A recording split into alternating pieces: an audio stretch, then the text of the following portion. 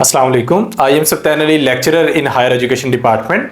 ईटा की teaching jobs की तैयारी के सिलसिले में हमने वीडियो सीरीज़ का आगाज़ किया है, जिसमें तमाम इम्पोर्टेंट सब्जेक्ट्स के लेक्चर्स तैयार किए जा रहे हैं।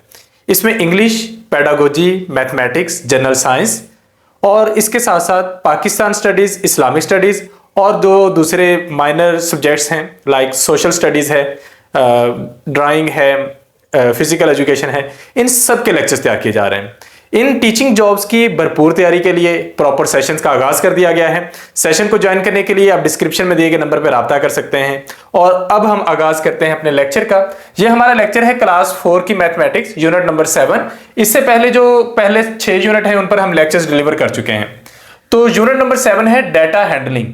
अगर आप इसको एडवांस लेवल पे बात करें तो एक्चुअली हम आस्ता आस्ता स्टैटिस्टिक्स की तरफ जाएंगे, लेकिन अभी हम बात करते हैं डाटा हैंडलिंग कि आपके पास काफी सारा डाटा हो तो उसको रिप्रेजेंट करने के जो तरीकेकार हैं वो क्या हैं। जो कि क्लास 4 का लेक्चर है तो इसलिए बिल्कुल बेसिक सा है, बेसिक से कॉन्सेप्ट्स हैं।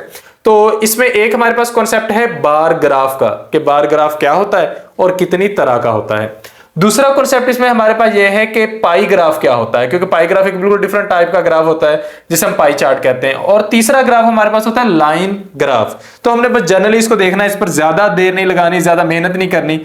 ये हमें ये सारी टर्म्स आनी चाहिए, तो इसलिए सुनना भी बहुत जरूरी है। तो सबसे पहले है बार ग्राफ, ऐसा ग्राफ जिसमें हम डाटा को रिप्रेजेंट करते हुए बार्स का यूज करें। इनको हम बार्स कहते हैं। ये जो इस तरह का स्ट्रक्चर होता है ना किसी भी ग्राफ में, इसको बार कहते हैं। याद रखिए हर ग्राफ में एक सेंट्रल पॉइंट होता है, एक पॉइंट ऑफ ओरिजिन होता है, जिसमें एक्स एक्सिस होता है, वहां से जो राइज होता है हॉरिजॉन्टली, और अगर वर्टिकल साइड पर देखें तो ये वाई एक्सिस होता है। तो हमने डाटा को जब प्रेजेंट करना है तो हमने डाटा का एक हिस्सा हॉरिजॉन्टल साइड पे लेना होता है और एक वर्टिकल साइड पे। ये हमारी अपनी मर्जी होती है कि हम किस साइड पे डाटा ले रहे हैं। तो इसमें हम डाटा ग्राफ्स की शक्ल में जब शो करते हैं तो हम बार बनाते हैं इस तरह। इस तरह ये बार बने हुए हैं।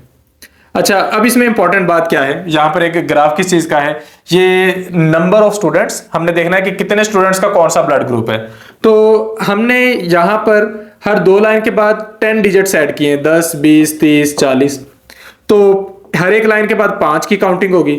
तो यहां पर ये शो कर रहा है कि तकरीबन 15 स्टूडेंट्स का जो ब्लड ग्रुप है वो AB पॉजिटिव है। ये बार थोड़ा ऊपर चला गया, ये 20 से ऊपर है। ये 25 स्टूडेंट्स का जो ब्लड ग्रुप है वो A पॉजिटिव है। ये 20 पे ही रुक गया है, तो 20 स्टूडेंट्स का ब्लड ग्रुप B पॉजिटिव है। सबसे ज्यादा स्टूडेंट्स का ब्लड ग्रुप है O पॉजिटिव, ये 35 स्टूडेंट्स का है। A नेगेटिव सिर्फ 5 स्टूडेंट्स का है और O नेगेटिव किसी भी स्टूडेंट का नहीं है। तो देखें हमारे पास डाटा एक्चुअली ये है कि कितने स्टूडेंट्स हैं और उनका कौन सा ब्लड ग्रुप है। लेकिन यहां पर हमने कैसे शो किया है, हमने उसको इस तरीके से शो कर दिया है कि अगर हम ये बताना चाहें कि ग्राफ की शक्ल में कि कितने स्टूडेंट्स का कौन सा ब्लड ग्रुप है तो हम इस तरीके से बता सकते हैं। So that kind of representation of data is known as graphical presentation. और इसमें हमारे पास सबसे पहला ग्राफ है बार ग्राफ। बार ग्राफ की 2 टाइप्स है। आप जो बार बना रहे हो वो नीचे से ऊपर बना रहे हो तो वो वर्टिकल ग्राफ है, तो उसे हम वर्टिकल बार ग्राफ कहेंगे। The bar given above is known as vertical bar graph. आप सिंपली कह सकते हो a bar graph in which data is represented in the form of vertical bars, it is known as vertical bar graph। आपको ये पता कम से कम होना चाहिए। और दूसरा बार ग्राफ वो है जिसमें बार आप हॉरिजॉन्टली बनाते हो, तो ये हॉरिजॉन्टल बार ग्राफ होता है। इंपॉर्टेंट इंफॉर्मेशन जो MCQ के लिहाज से इंपॉर्टेंट है कि the width of each bar in a bar graph is same. तो पेपर में क्वेश्चन आ सकता है विच ऑफ या which characteristic of each bar in a bar graph is always same. Colour, width, length, या फिर हम कह सकते हैं कि कोई भी और, नन ऑफ दीज। तो हमारा जो राइट आंसर होगा वो होगा विड्थ। हमने इनकी जो विड्थ होती है ना वो बराबर लेनी है। ये देखिए विड्थ बराबर है, लेंथ तो अकॉर्डिंग टू डाटा होगी ना। ये हॉरिजॉन्टल है तो इस साइड पर जो जा रहा है ये लाइंस, ये लेंथ तो डाटा के अकॉर्डिंग होगी। लेकिन ये जो विड्थ है इस तरीके से, ये इस तरीके से, ये विड्थ सारे जो बार्स होते हैं इनकी बराबर होती है। तो ये MCQ के पॉइंट ऑफ व्यू से इंपॉर्टेंट बात है। बाकी सारी चीजें हमारे काम की नहीं है, हमने उनको टोटली इग्नोर करके आगे आ जाना है। लाइन ग्राफ, अगर ग्राफ में डाटा लाइंस की फॉर्म में शो किया जाए उसे लाइन ग्राफ कहते हैं। अभी हम देख लेते हैं ये कैसे होता है। हमारे पास एक डाटा है कि ये दिनों के नाम है मंडे से लेकर संडे तक, और number of people coming to मस्जिद। अब मंडे को हमारे पास जो लोग मस्जिद में आए हैं वो तादाद में इतने, ट्यूसडे में इतने हैं। हमने क्या करना है कि जितनी वो तादाद उनकी बनती है उतने हम उस हाइट पर जाकर हमने इसको डॉट लगा देना। अब देखिए यहां पर लगा हुआ डॉट शो कर रहा है कि 50 लोग संडे को मस्जिद गए। यहां पर सैटरडे को कितने लोग हैं? 70, फ्राइडे को 80, थर्सडे और वेडनेसडे को 60, ट्यूसडे को 70 और मंडे को 50 और 60 के दरमियान यानी कि 55। हमने पहले डॉट्स लगा देने, फिर उन डॉट्स को आपस में मिला देना लाइंस के जरिए। तो इस तरह के ग्राफ को हम कह देते हैं लाइन ग्राफ। तो जब आप क्रिकेट मैच देख रहे होते हैं तो आपको ये सारे ग्राफ्स देखने को मिलते हैं। बार ग्राफ भी आते हैं जहां पे वो ओवर्स का डाटा दे रहे होते हैं कि 50 ओवर्स में क्या सूरत हाल रही है, और कई दफा वो आपको रन रेट दिखा रहे होते हैं कि रन रेट इस हिसाब से बढ़ रही है, कम हो रही है, या फिर एक वो डाटा दिखा रहे होते हैं मैच विनिंग के चांसेस, मैच लूजिंग के चांसेस। तो उसमें मोस्टली यही वाला डाटा दिया जाता है जिसे हम नाम देते हैं लाइन ग्राफ का। तो ग्राफ हम डाटा को एक खूबसूरत फॉर्म में प्रेजेंट करने के लिए यूज करते हैं। तो usually a line graph represents data which changes with time. तो ये भी एक एमसीक्यू आ सकता है कि लाइन ग्राफ को किस किस्म के डाटा को प्रेजेंट करने के लिए यूज किया जाता है, क्योंकि आप बताना चाहते हो कि बाय टाइम चीजें किस तरीके से चेंज हुई हैं। तो लाइन ग्राफ उसकी बहुत अच्छी और खूबसूरत प्रेजेंटेशन हो सकती है। तो ये हमारे पास एक और लाइन ग्राफ बना हुआ है। अच्छा, इसके बाद हम तीसरी तरह के ग्राफ की तरफ आते हैं और हमारे पास तीसरा ग्राफ है पाई चार्ट। कि अगर आप अपने डाटा को एक सर्कल की फॉर्म में शो करें तो उसे हम पाई चार्ट या पाई ग्राफ कहते हैं। इसमें क्या होता है कि जो हम डाटा होता है उसको मुख्तलिफ कलर्स में शो करते हैं, या फिर कलर्स का यूज जरूरी नहीं है, हमने जस्ट इसके अंदर परसेंटेज लेनी होती है। तो ये हमारे पास एक डाटा है कि ट्रैफिक में कितनी % लोग किस तरह के हैं। तो हमारे पास कार वाले 68 हैं, ट्रक वाले 6, साइकिल वाले 12। जो एक ओवरऑल हमारे पास ग्राफ होता है उसमें हमने डाटा को ओवरऑल डिवाइड कर देना होता है। फॉर एग्जांपल मैं बताना चाहता हूं कि एक जगह पर जो टोटल लोग हैं वो हाफ लोग एक तरह के हैं, हाफ एक तरह के, तो मैं बस इस तरह दरमियान में लकीर लगा दूंगा, डाटा को मैंने बराबर तकसीम कर दिया। लेकिन समटाइम ये होता है कि हमारे पास जो लोग हैं वो हम कहते हैं कि 1/2 एक तरह के हैं, 7/2 जो है वो एक तरह के हैं। यानी कि हम डाटा को शो कर लेते हैं एक्चुअली जरा मजीद बेहतर फॉर्म में।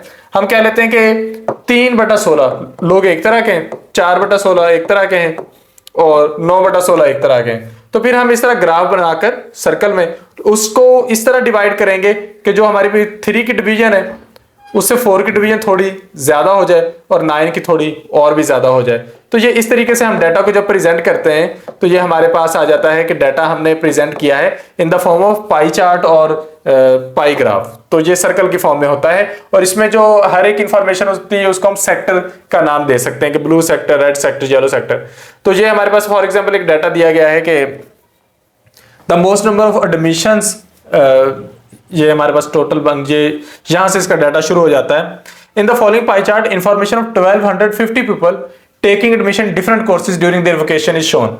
500 लोगों ने कैलीग्राफी में एडमिशन लिया, 200 लोगों ने हमारे पास पेंटिंग में लिया, 400 लोगों ने ग्राफिक डिजाइनिंग में, तो बेकिंग में कितने लोगों ने लिया तो हमने उसको टोटल को कैलकुलेट कर लेना होता है। 1250 में से हम इनको माइनस कर देंगे तो जो बाकी का डाटा है उसको हम वहां पर शो कर लेंगे। तो इस तरीके से ये हम पाई चार्ट वगैरह डिजाइन कर सकते हैं। तो इसके बारे में हमने बस इतना ही करना था। अब यहाँ पर हमारे पास कुछ इंपॉर्टेंट एमसीक्यूज देख लेते हैं कि इसमें हमारे लिए क्या है। पहला एमसीक्यू ये है कि it is important that in a bar graph the dash of each bar is same. जब आप बार बनाओगे तो क्या चीज सेम होनी चाहिए? विड्थ सेम होनी चाहिए। लेंथ जो है वो वैल्यू के अकॉर्डिंग होगी, लेंथ सेम नहीं होगी। कलर आप जो मर्जी चूज कर लें, वैल्यू जो लेंथ को डिसाइड करेगा। अब bar graph can be of dash types. Bar graph 2 तरह का होता है, हॉरिजॉन्टल और वर्टिकल। तो हम ये दोनों तरह के बार ग्राफ बनाते हैं। Dash is also called a circle graph. Circle graph हमें किसे कहते हैं? पाई चार्ट को हम सर्कल ग्राफ का नाम देते हैं क्योंकि ये सर्कुलर फॉर्म में होता है। तो हमारे पास ये ग्राफ की तीसरी टाइप थी। अच्छा, नेक्स्ट है a dash is drawn by joining the dots representing the quantity of a given value in the question.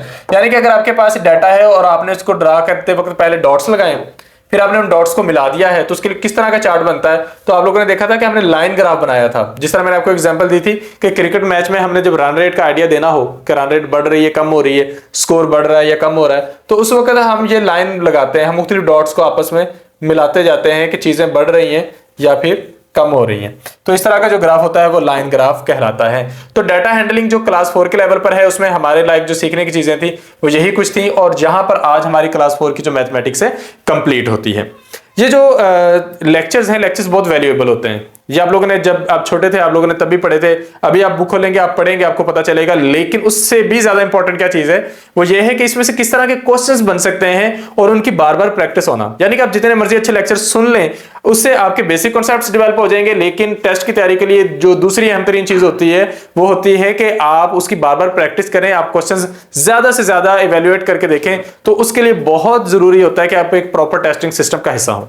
तो एमके प्रिपरेशन के प्लेटफॉर्म से ये चीजें तो आपको यहां पर यूट्यूब पर बहुत आसानी से प्रोवाइड की जा रही हैं, लेकिन इसके साथ साथ एक दूसरी चीज है जो कि है आपकी डेली टेस्टिंग। इसके जरिए आपकी जो तैयारी का लेवल होता है वो बहुत आगे बढ़ जाता है। आप बहुत अच्छी तैयारी कर रहे होंगे, लेकिन आपका मुकाबला भी उन्हीं लोगों के साथ है जो बहुत अच्छी तैयारी कर रहे हैं, और आपने उनमें से सिलेक्ट होना है। तो इसके लिए बहुत जरूरी यह है कि आप हमारे सेशन का हिस्सा बने।